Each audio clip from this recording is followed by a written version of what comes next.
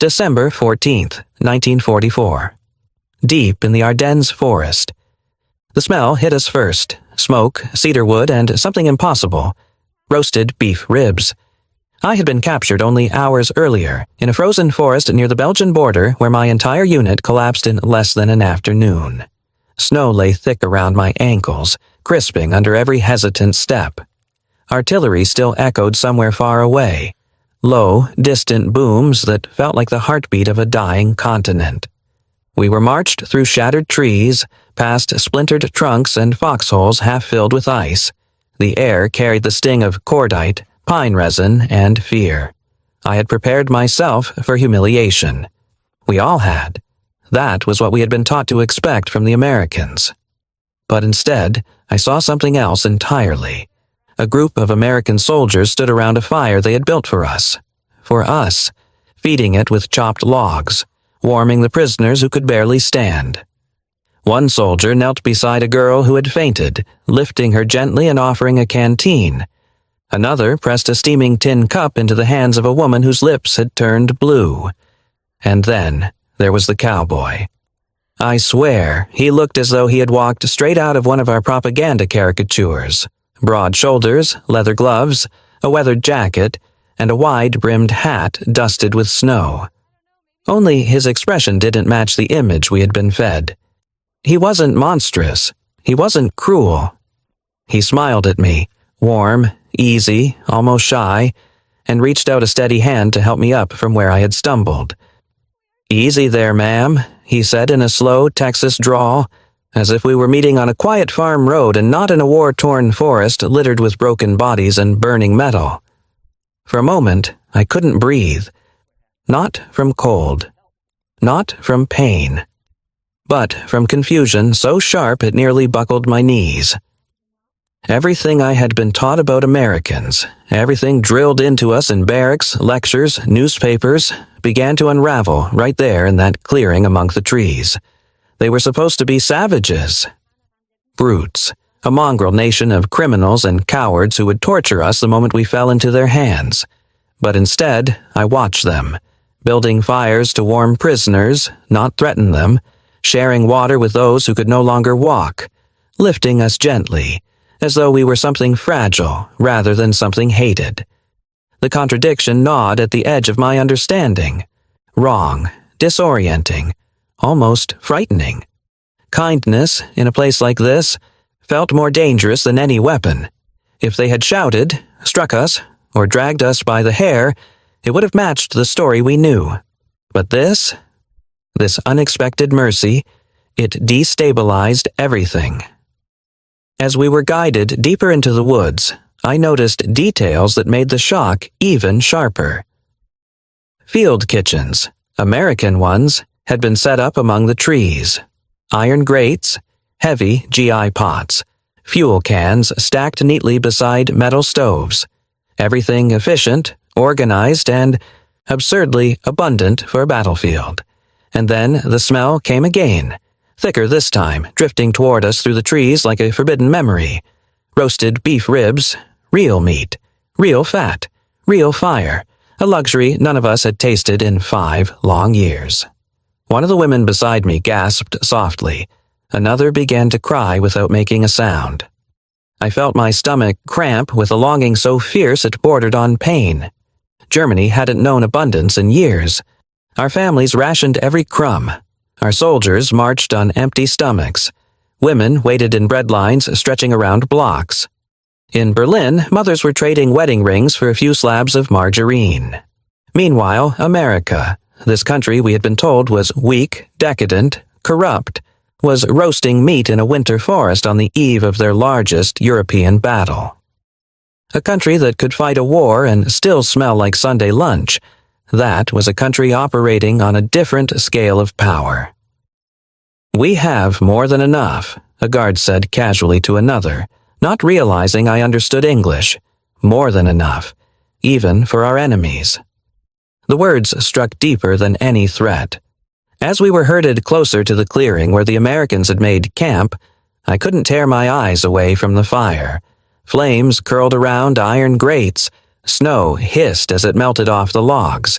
and above it all the smell of ribs, pepper, smoke, fat, hung in the air like a ghost from a life I barely remembered. I found myself staring at the cowboy again. He wasn't watching us with suspicion. He wasn't gripping his rifle. He was stirring the fire, humming under his breath, as though feeding prisoners was simply another chore in a long day of honest work. It made no sense. None. And yet the warmth from the flame spread toward me, thawing the numb places in my fingers, my cheeks, my certainty.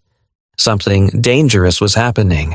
Dangerous not because it threatened my life, but because it threatened my understanding of the world. If the enemy was not what we had been told, if the Americans were generous even in the depths of war, if kindness could exist in a place as cold and brutal as the Ardennes, then what else had been a lie? The forest creaked in the wind. Snow drifted from the branches above, settling on my shoulders. The fire crackled. The ribs sizzled. And in that quiet, impossible moment, surrounded by the enemy who didn't look like enemies, I began to feel the first crack in a belief I had carried since girlhood, the crack that would one day split my entire world open. The closer we were led toward the American campfire, the heavier something grew inside my chest. It wasn't just hunger or exhaustion anymore. It was dread, the kind that rises slowly, tightening around the ribs until breathing feels like betrayal. What I had seen, the fire, the water, the smiles, felt wrong, too gentle, too contradictory, and nothing is more frightening to a prisoner than kindness that doesn't make sense. We had marched barely 10 steps from the clearing when the fear began to spread among us like frost creeping across glass. "Don't trust it," the woman behind me hissed. "They're softening us, making us let down our guard." Another muttered, "They torture prisoners after feeding them. Everyone knows this." A third whispered, her voice trembling, "Meat is the last meal before execution." And suddenly the smell that had stirred hope in me only minutes earlier now took on a sinister edge. Roasted beef. As bait, warm fire, to relax us? Water.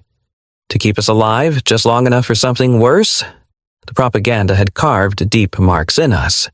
We were taught that Americans enjoyed cruelty, that their camps were dungeons, that their guards were sadists, that surrender was the same as sentencing yourself to slow death. Stories spread through the ranks like infection. Soldiers skinned alive, women used in experiments, prisoners starved until they begged for bullets. None of us knew which stories were true. We only knew they were all we had. When another gust of wind carried the scent of beef fat toward us, one of the girls began to sob into her hands. "Stop crying," someone snapped at her. "That's what they want. They'll laugh when they see us beg."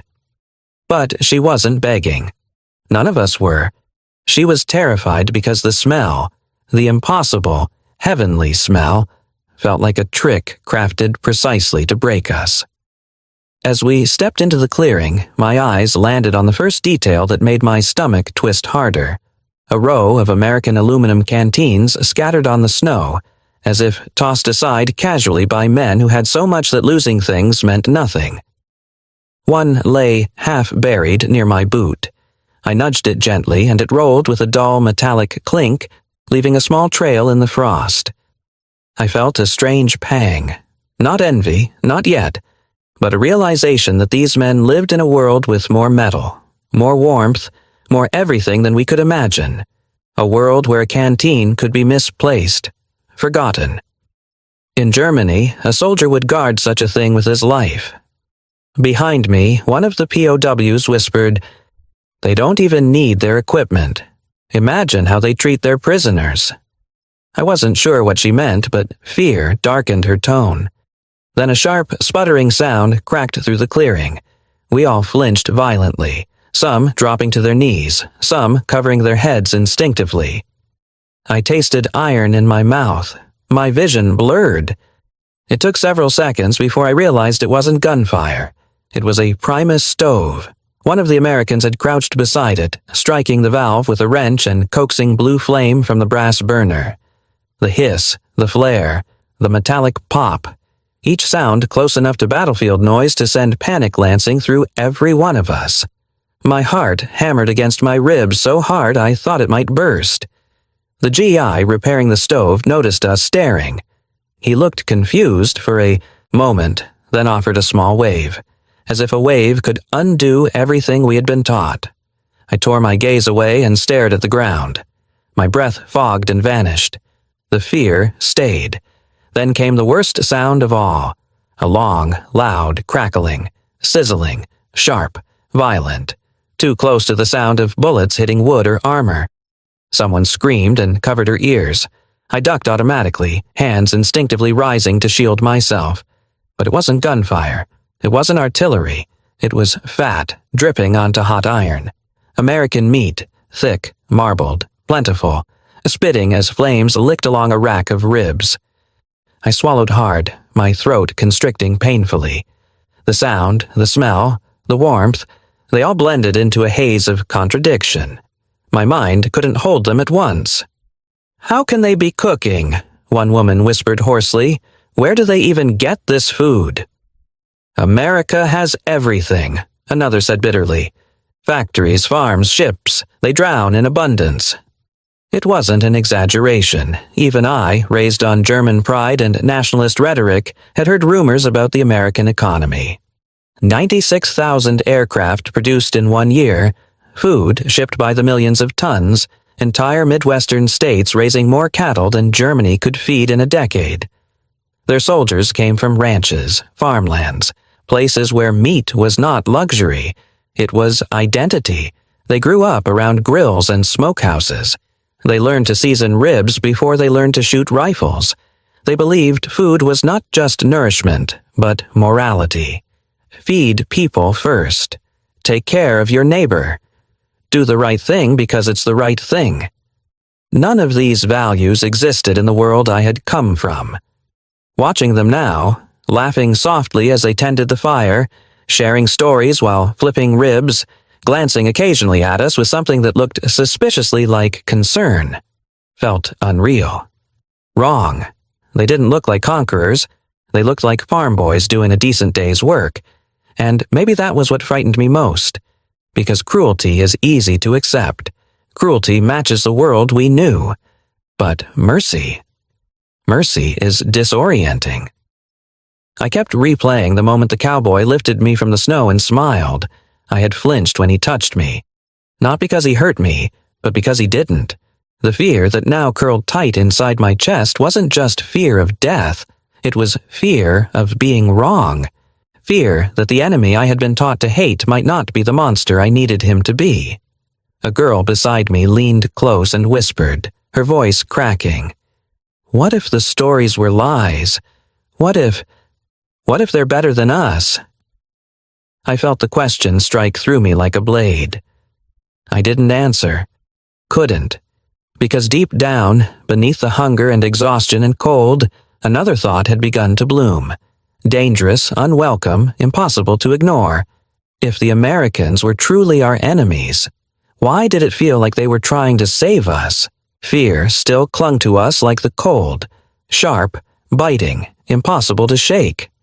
Even as the Americans moved calmly around the clearing, tending their fire and equipment, my mind kept insisting that something was wrong. That no army would waste warmth or food on prisoners unless there was a darker purpose behind it. And then the forest shifted. The distant crunch of snow, steady, rhythmic, grew louder. Not boots. Ooves, I turned, heart tightening, expecting mounted patrols or perhaps the cavalry units our officers had claimed the Americans no longer used. Instead, emerging between the towering pines came a small formation of men, dressed in a way I had only ever seen on postcards or in childish storybooks. Cowboys, real ones. Wide-brimmed hats, leather chaps dusted with frost, rifles slung not aggressively but casually, in a manner only men who lived half their lives on horseback could manage. Their breath fogged in the cold as their horses snorted and pawed at the snow. For a moment, the entire group of POWs fell silent. Even the wind seemed to pause, as if stunned by the sudden intrusion of American mythology into a European battlefield. We had been taught that America was soulless, factories, machines, chaos, but these men looked like the country had stepped out of a dream and into the war. One of them dismounted with fluid ease and approached the fire, his boots crunching softly. He carried a coil of rope over his shoulder and the natural confidence of someone who spent his life working land, not taking it. His coat was lined with shearling, the cuffs worn smooth from years of use. The others followed, tying their horses to a broken tree branch, greeting the soldiers already present with warm thumps on the shoulder. The cowboy I recognized from earlier, the one who had lifted me up, approached us again. There was no hostility in his face, only a calm warmth that made the fear in my stomach twist into something more complicated. "You ladies look frozen," he said, kneeling next to a woman whose fingers had turned pale. He reached into his saddlebag and pulled out a thick wool coat, American military issue, heavy, clean, warm. He draped it over her shoulders without waiting for permission. Then another cowboy began handing out tin cups filled with steaming coffee. Coffee, not barley water or weak ersatz brew, but real coffee, rich and dark. When one was pressed into my hands, the heat stung my skin. I stared at the rising steam, unable to lift it to my lips. It made no sense, none at all. "We ain't gonna bite," the cowboy said with a half smile as if sensing my hesitation. "Drink before it gets cold." A few POWs accepted the cups slowly, cautiously. Others held them without drinking, unsure whether this was mercy or manipulation. Yet the Americans remained patient, unconcerned, going about their work with the quiet assurance of men who needed neither permission nor praise. Near the center of the clearing stood a potbelly, stove, squat and blackened from years of use. A soldier knelt beside it, opening the iron door to let the fire breathe. Sparks fluttered up like fireflies. He waved us closer. "Warm your hands here," he said, not as a command, but as an invitation. It felt wrong to move forward, and yet my fingers burned with cold. I stepped closer, the heat licking gently at my knuckles. The simple act of warming myself beside a stove tended by the enemy made my throat tighten. It was too normal. Too human, too much like home. Then came another blow to everything I believed. The cowboys and soldiers gathered around the iron grate where the ribs were roasting. As one cowboy sprinkled coarse salt onto the meat, another cracked pepper in slow, practiced motions. They discussed the heat of the flame, whether to flip the ribs, whether the smoke was too strong. It was the kind of conversation my mother used to have with neighbors on Sundays. Casual, comfortable, familiar. The smell carried through the clearing again, and several women stiffened. My own stomach growled loudly enough that I flushed with embarrassment. One cowboy heard it. He glanced back at me, not mocking, not triumphant, but understanding. Then he did something that felt utterly impossible. He carved off a section of the ribs, steaming and glistening with fat, and placed it onto a metal plate. He didn't eat it. He didn't offer it to a fellow soldier. He turned, walked toward us, and held the plate out to me. My body went rigid. Several women gasped. One shook her head violently and backed away. "Go on," he said softly. "It's for you." My voice cracked as I managed. "Why? We are your enemies." He shrugged lightly as though the answer were obvious. "It's cold, ma'am. Nobody fights on an empty stomach." The words hit harder than any rifle butt could have, because in them lived the truth of America's strength, not just its factories, not just its armies, not just its endless supply of food, but an ethos, a culture of abundance and decency so deep-rooted that even here, in the blood-soaked Ardennes, they would feed the people who had been sent to kill them. Behind him, the other Americans nodded, as though agreeing silently with what he'd said. The plate remained extended toward me, smoke curling gently from the meat. I could feel every POW around me watching, their breaths quick, uneven. Our officers had always told us Americans were weak, indulgent, lazy, morally bankrupt, but nothing about this moment felt weak. If anything, it felt like strength so vast it bordered on unfathomable. A soldier approached with another plate for the women next to me. "You eat first," he said. "We'll take ours after." That broke something inside me, not fully, not yet, but enough to feel the first tremor of collapse. No army feeds its enemies before feeding its own. No nation spares its best food for those who surrendered. No victor shares warmth, clothing, and coffee freely. Yet America did, and they did it without ceremony, without lectures, without even expecting gratitude, just because it was the decent thing to do. I looked at the ribs again, thick, marbled, glistening with juices that stained the snow where they dripped. My hand trembled as I reached out. The warmth seeped into my fingertips and something inside my chest tightened painfully. This was kindness so unexpected it felt dangerous. As I held that plate, hot, heavy, unreal, I realized that the fear I had carried since my capture was beginning to shift. Not disappear, not yet, but transform into something stranger. A deep, unsettling awareness that the world might be far more complicated than the story I had been raised to believe. And somewhere behind me, I heard someone whisper the question none of us dared ask aloud. What kind of nation treats its enemies like this? I didn't know the answer, but as the cowboy stepped back, giving me space, giving me dignity, I began to understand that whatever America was, whatever these men represented, it was something I had never been taught to imagine. I should have felt grateful. After years of hunger, deprivation, and the slow erosion of everything familiar, the warmth of the potbelly stove and the scent of roasted meat should have been a blessing. But as I stood there with the plate still warm in my trembling hands, gratitude was not what rose inside me. It was suspicion, thick, coiling, instinctive, born not of reason, but of the world I had come from. The others felt it too. I saw it in their faces, stiff as frozen bark, their eyes darting from the cowboys to the soldiers to the plates being handed out. Even as heat crept back into their fingers, even as steam curled beneath their noses, they held themselves rigid, as though every gesture of kindness were a tripwire waiting to snap. The woman to my left, Annalise, older than most of us, maybe 30, maybe younger but aged by war, shook her head violently as a soldier offered her a slice of rib. 9, she whispered, voice cracking. No one gives prisoners meat, unless they want something worse. Her words struck several of the others like a slap. I watched 3 women immediately lower their plates, their shoulders tightening as though bracing for an invisible blow. A few stepped back, clutching the coats and coffee they'd been given as if they might be poisoned through fabric alone. Even I hesitated. The plate felt heavy, foreign.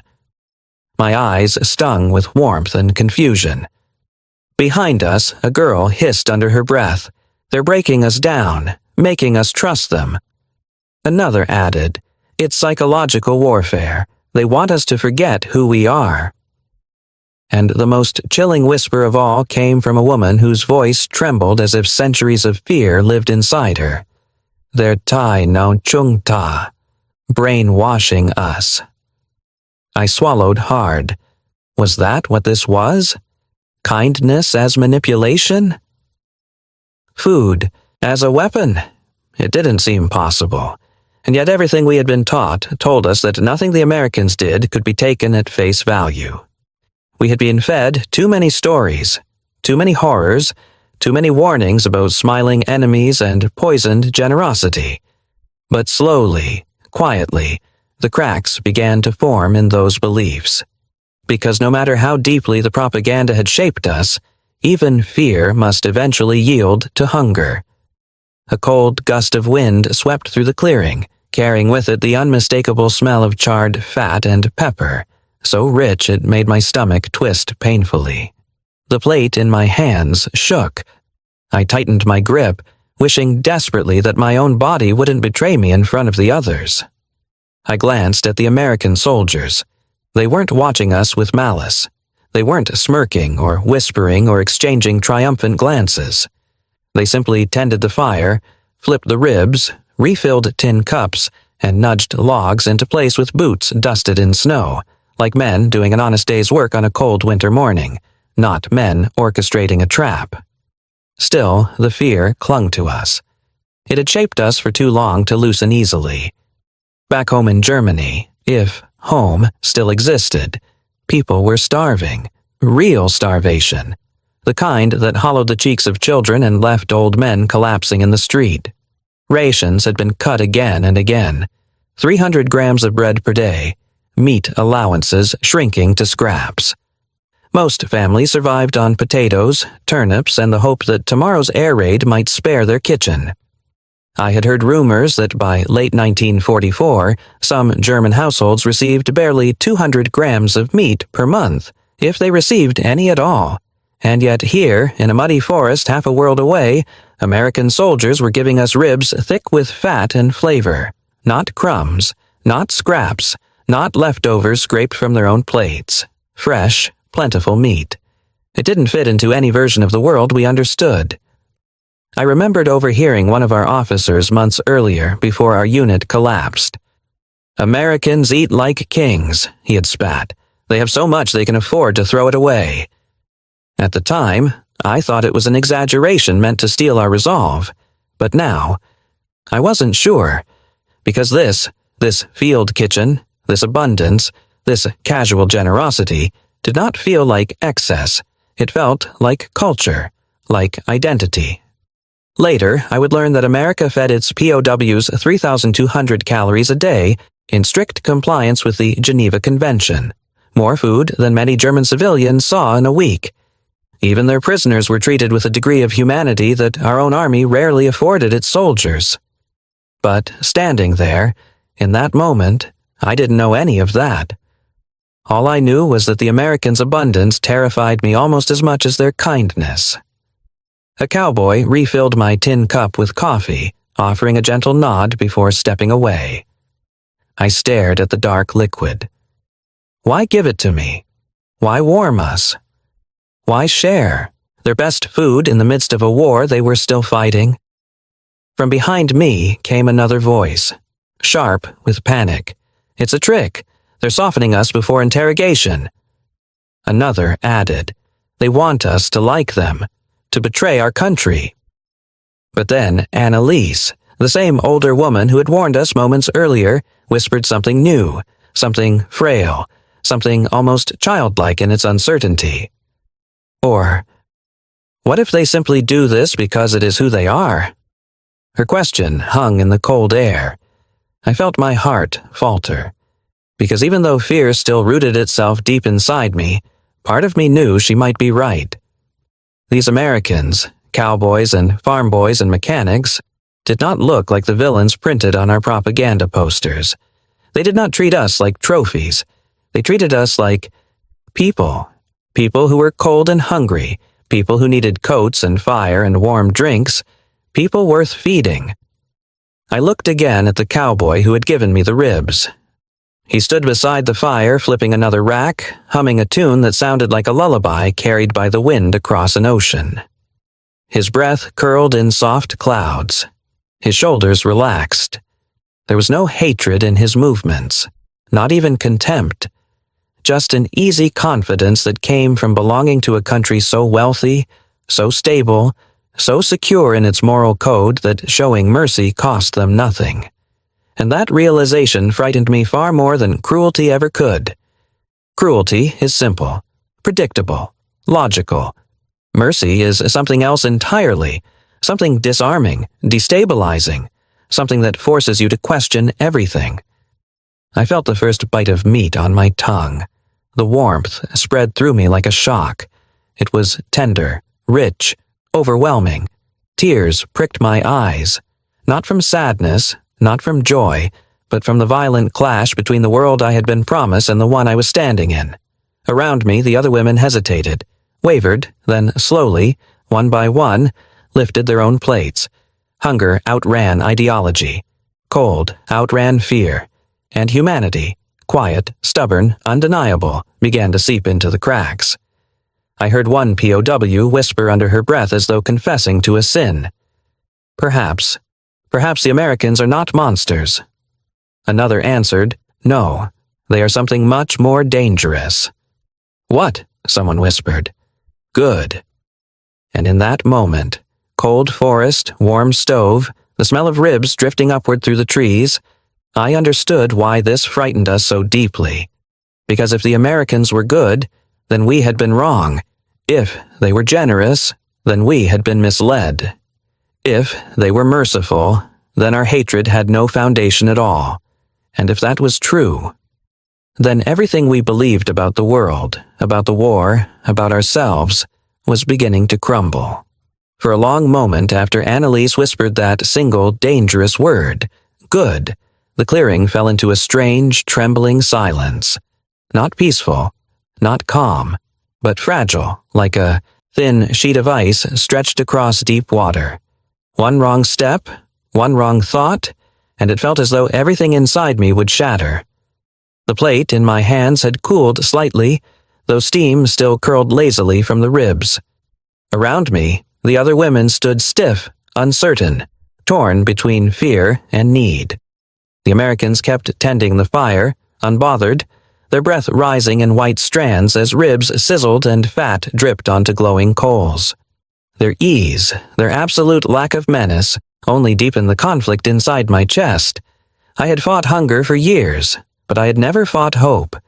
Hope was far more dangerous.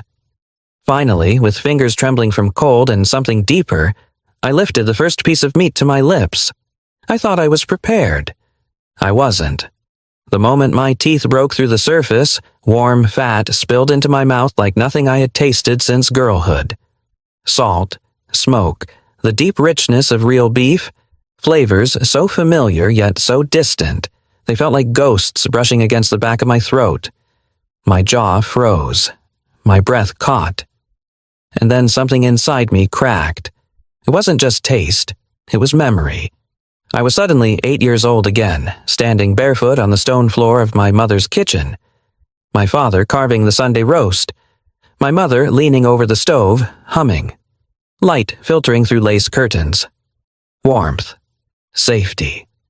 A world before sirens, before ration cards, before bomb craters swallowed neighborhoods whole. A world that no longer existed. The contrast was too much, too sharp, too cruel. My knees buckled. I pressed a hand to the snow, gripping the earth to keep myself from collapsing entirely. But the grief came anyway. Hot, violent, unexpected. Tears blurred my vision. My throat closed. My body shook under the weight of too many years, too many losses, too many empty plates and unanswered prayers. The rib slipped from my fingers and fell into the snow. I didn't care. I bowed my head and sobbed.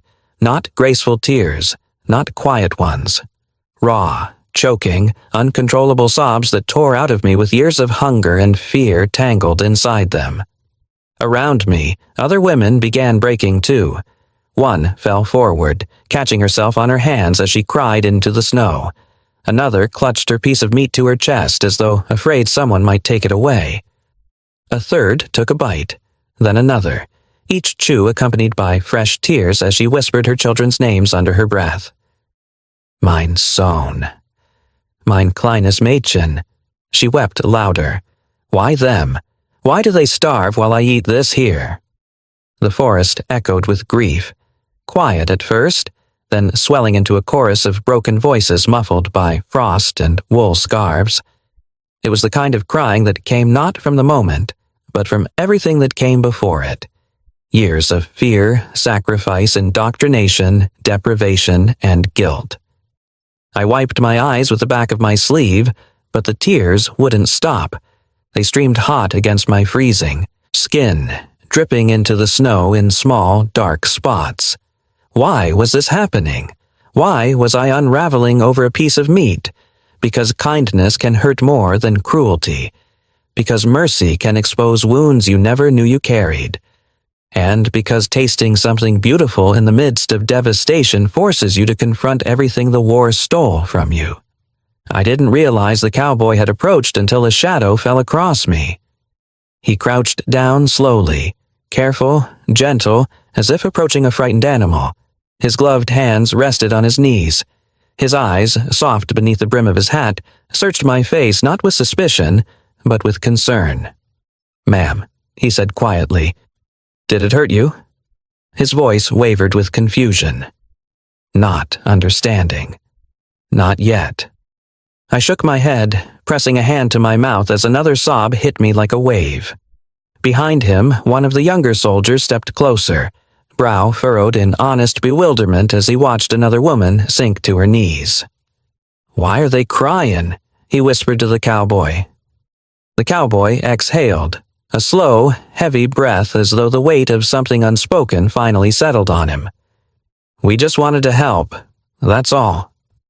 There was no defensiveness in his voice, no justification, just a quiet sadness that cut deeper than any accusation.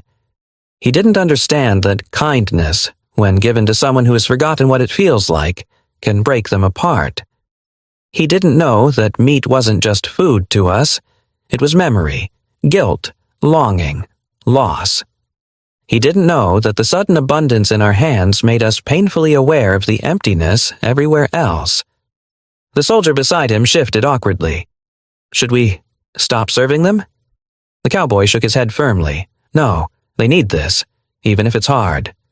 Even if it hurts, I thought. Another wave of tears came, this one softer, more human. I forced myself to look at him. His breath hung in the cold, his cheeks reddened by wind, his eyes kind in a way that felt dangerous because kindness has the power to change a person. "I'm sorry," I finally managed to whisper. "You don't need to be sorry," he replied. "You're hungry. You're tired. Anyone would cry." But he didn't understand. My tears weren't just hunger. They were the unraveling of a lie. They were the beginning of knowing the enemy was human. Behind me, another POW finally gathered the courage to take her first bite. She gasped at the taste, then collapsed into her hands, sobbing until her shoulders shook violently. Another woman leaned against a tree, chewing in tiny, reverent motions while tears streamed silently down her neck. One of the Americans stepped closer to her, confused and helpless. "Ma'am, did we do something wrong?" She shook her head, unable to speak, clutching the rib as though it were the last fragile piece of her identity she still controlled. "It's their first real meal in years," the cowboy murmured to the others. "War ain't fair. They lost more than battles." I looked at him again, truly looked, and something inside me shifted, not enough to be called trust, not enough to be called understanding, but enough to feel the first stirrings of something I hadn't let myself feel in a long time: recognition. That we were not so different. He rose slowly, giving me space, giving me dignity, and as he stepped back toward the fire, the world around me blurred again. Heat, snow, smoke, tears, all swirling together as though the forest itself mourned with us. And in that moment I understood something terrifying. Cruelty had never broken me. Hunger had never broken me. Loss had scarred me but left me standing. But mercy, unexpected, undeserved, overwhelming, that was what shattered me. The sobs eventually quieted, not because the grief had passed, but because exhaustion had wrapped itself around us like another layer of snow. One by one, the women wiped their faces, steadied their breathing, and began to eat again, slowly, reverently, as though each bite were a fragile relic that might crack under too much pressure. I lifted the rib from the snow, brushed off the frost, and held it between my shaking fingers. It looked different now. Still food, still warmth, still survival, but also something symbolic, something larger than itself. A message carved not in words, but in generosity. The cowboy who had spoken to me earlier returned to the fire, flipping the next rack with casual, practiced ease. The Americans resumed their quiet chatter. Nothing about them suggested triumph or condescension. They hadn't gloated when we cried, hadn't mocked us for weakness, hadn't even acted as though they'd done anything extraordinary. And maybe for them, they hadn't. That realization unsettled me more deeply than any weapon could have. I took another bite of the rib.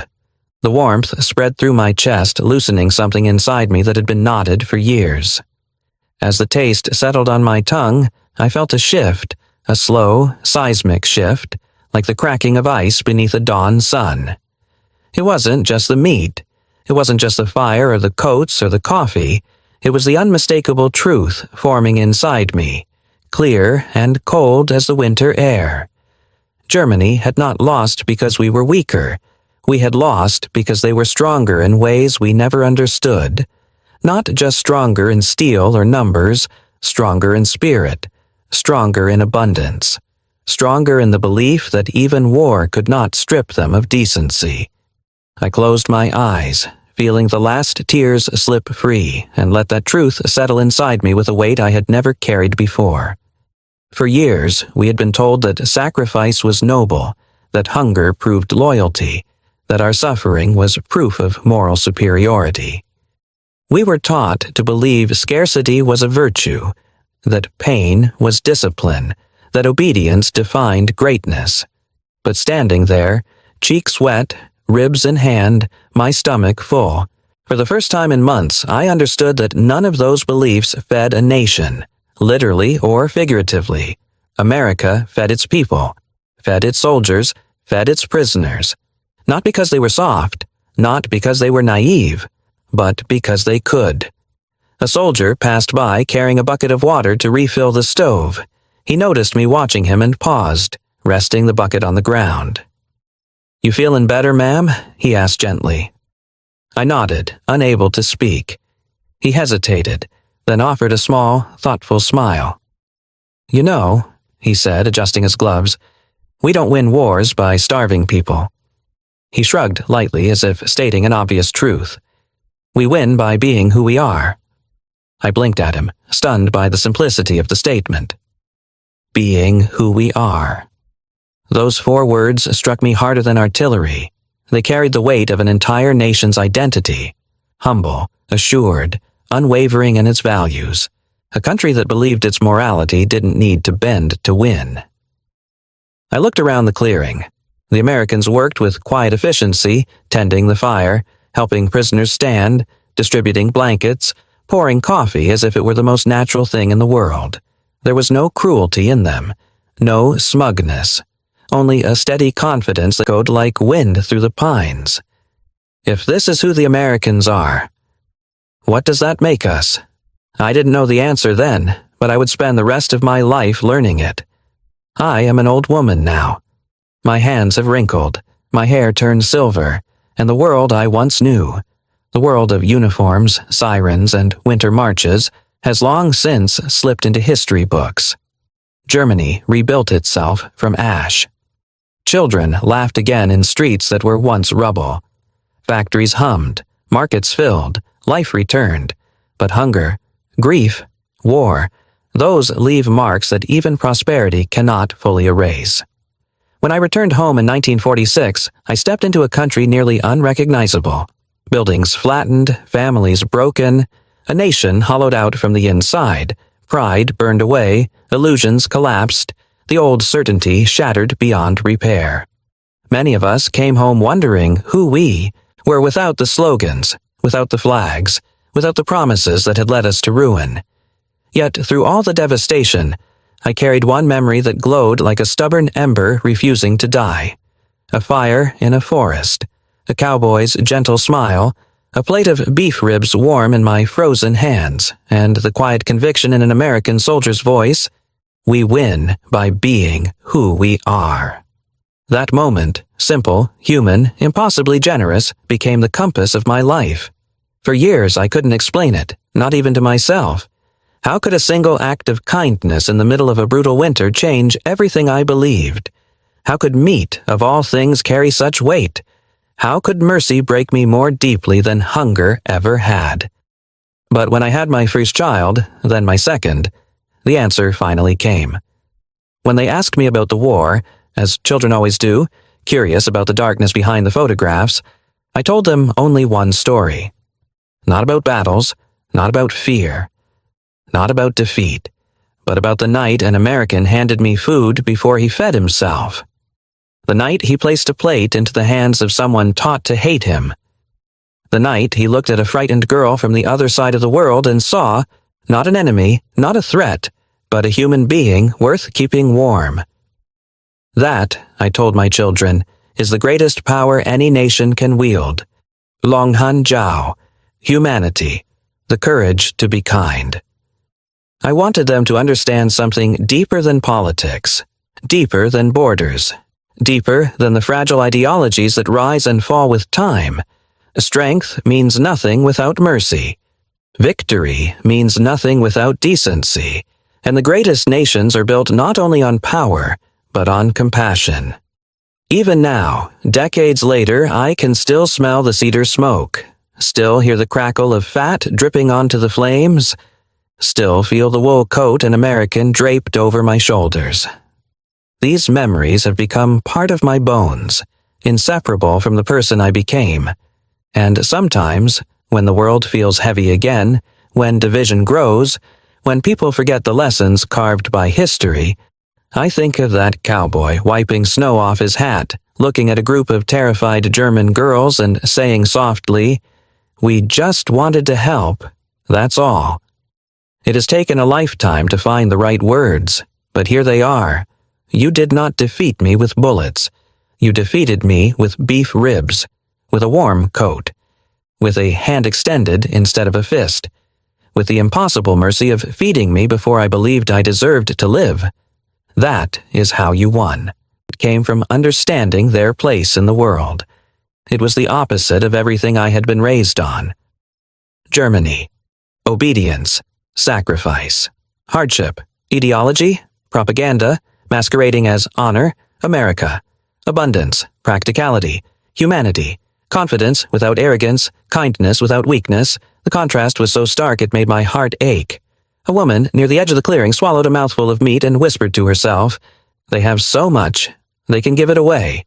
Another POW murmured, "In Germany, mothers cry for a bone to boil." A third said bitterly, "They feed their prisoners better than our government feeds its citizens."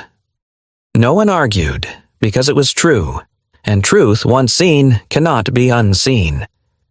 I stared at the soldiers, boys really, laughing softly, nudging each other, brushing snow off their sleeves. Maybe they didn't understand the revolution they were causing in our minds. Maybe they didn't realize generosity, when shown to an enemy, becomes a weapon sharper than any blade. Not a weapon of war, a weapon of clarity, one that forced us to reckon with the collapse of our world view. As I ate the last bite of meat, warmth seeped through me. Physical, yes, but more than that. It was a warmth that reached backward into memories of home, into the girl I once was, into the simple humanity I had learned to bury beneath uniforms and slogans. A warmth that thawed something long frozen. I began to understand, truly understand, that the Americans weren't trying to conquer us as individuals. They were trying to win the war by proving something larger than military power. They were proving that strength came from generosity, not control. That decency was not weakness but strategy. That abundance, shared freely, was a message in itself. A message that said, "We don't fear you, we don't hate you, we don't need to crush you to win. We will win because our way of life is stronger than your ideology." And they were right. A quiet stillness settled over me, a clarity so sharp it felt like standing on a mountaintop. I inhaled the scent of cedar smoke and charred beef, letting it fill my lungs, letting it mark the moment I began to understand the truth. America's power was not just its factories, its cattle, or its weapons. It was its values, practical, generous, deeply human. Values that didn't crumble under war. I wondered, just briefly, what would become of Germany if it had chosen humanity over hardness. What my life would have been if my country had fed its people instead of feeding its pride. What we could have been if we had done what this cowboy had done so effortlessly. Extend kindness even when victory seemed certain. I looked again at the American soldier's face. The ease, the sincerity, the steadiness, and a painful admiration crept into my chest. We win, by being who we are. What a simple sentence. What a terrifying truth. A truth that made me understand, for the first time, that war had already been lost long before I stepped onto this battlefield. Not because Germany lacked courage or discipline, but because we lacked the very thing that burned in this clearing like a second fire: humanity. And as I swallowed the last of the ribs, tears drying on my cheeks, a question rose quietly inside me. Soft, trembling, impossible to ignore. If this is who the Americans are, what does that make us? Long after the ribs were gone and the fire had burned down to embers, I lay awake beneath an American wool blanket, staring at the silhouettes of trees against the winter night. Sleep didn't come. Not because of fear. Fear had shaped so many of my nights already, but because something new had taken root inside me. A quiet certainty. A painful, humbling truth. And a question that echoed not just the war, but the argument about what kind of world human beings should strive to build. I have lived long enough to see many countries rise and fall, lose their way and try to find it again. But I have never forgotten the America I met in that forest.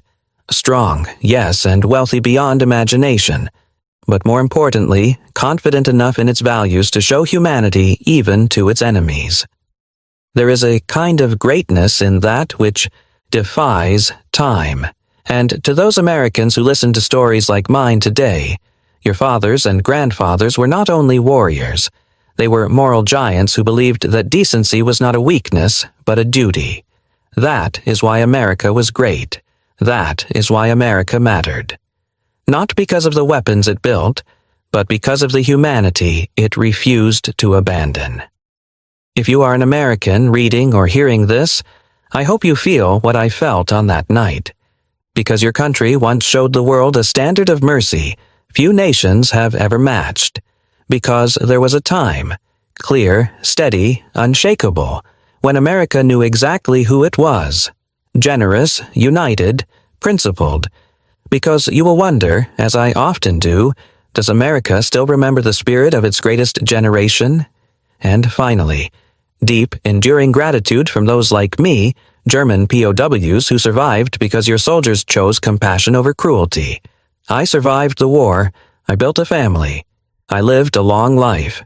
And all of it, every breath beyond that winter, was shaped by a simple truth I learned from a cowboy with a warm fire and a plate of ribs. Humanity is the greatest strength of all.